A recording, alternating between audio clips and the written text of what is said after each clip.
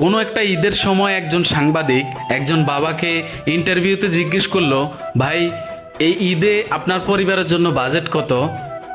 উনি নির্দ্বিধায় বলল, হাসি মুখে বলল 30,000 টাকা। সাংবাদিক ফের প্রশ্ন করলো যে আপনার বাজেট কত? লোকটা হেসে উত্তর দিল যে আমার কোনো বাজেট নেই। সাংবাদিক আবার জিজ্ঞেস করলো, কেন? বাবা উত্তরে বলল, বড় হয়ে গেছি না। কিছুক্ষণ পর আবার সাংবাদিক জিজ্ঞেস করলো, এই ঈদে কার কাছ থেকে আপনি সবচেয়ে বেশি সালামি আশা করেন? লোকটি উত্তর দিল, যদি বাবা বেঁচে থাকতো। কথাটা শুনে ভাই আমি আর স্থির থাকতে পারলাম না। আমি ভিডিওটা আমার টাইমলাইনে শেয়ার করতে বাধ্য হয়েছি।